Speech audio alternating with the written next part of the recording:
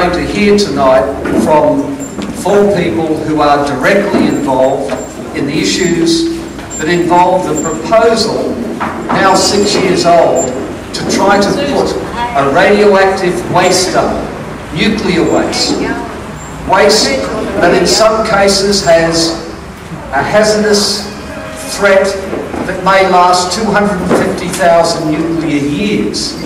250,000 nuclear years was the title of a film I made all those years ago when Australia was first making the decision to mine uranium on Aboriginal land.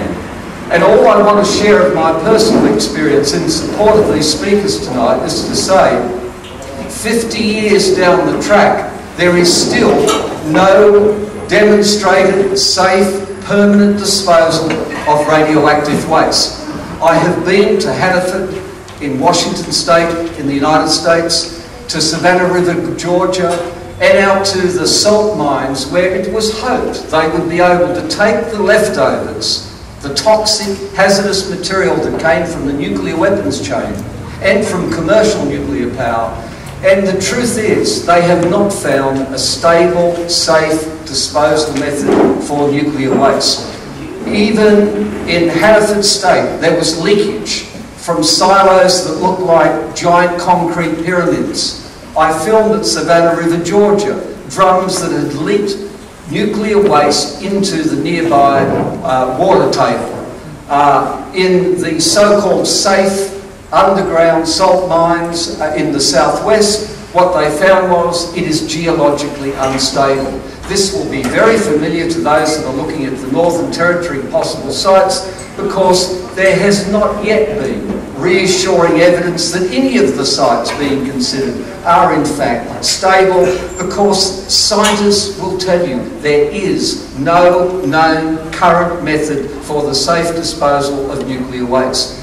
The other important issue, as someone who has reported on this issue now for about 3 decades, is there is no current imperative to move the nuclear waste onto Aboriginal land or any other land, because scientists at Lucas Heights have pointed out that it has the capacity to store the research and medical waste that comes from that facility.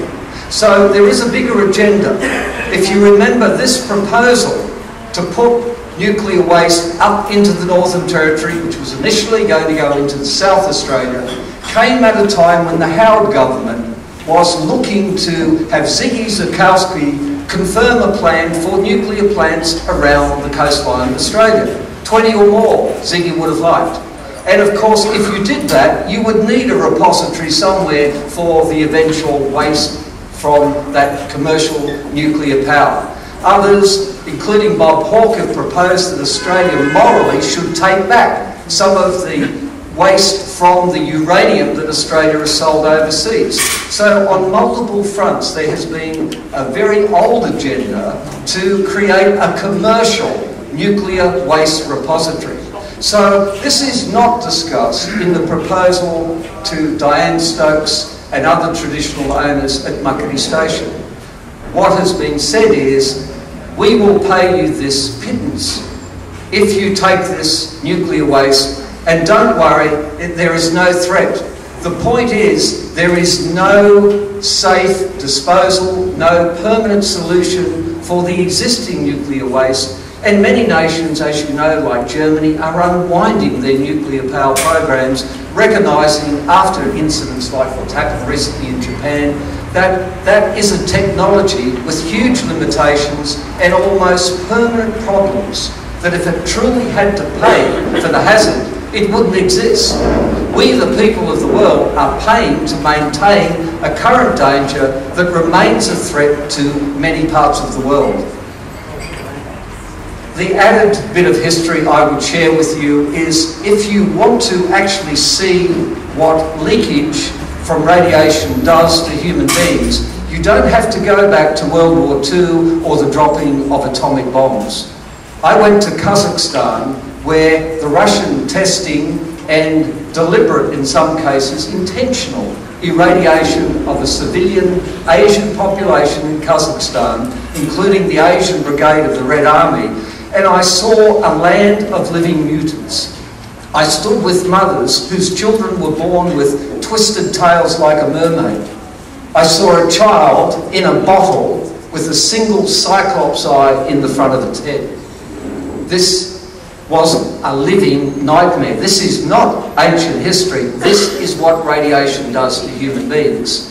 And I talked with a young boy named Birrick, who was born with no eyes in the socket of his head. So if you have a look on your internet or go to a library and look at what the scientists and the medical experts are trying to do, what they are looking at is cross-generational damage from radiation today. This is happening. These are the children of the bomb. They are the children of the nuclear poison. So Diane Stokes and the other traditional owners, and young Kylie, sister Kylie Sambo, who's come here with her, are pleading for you to put yourself in their shoes and ask, would you have this near your home?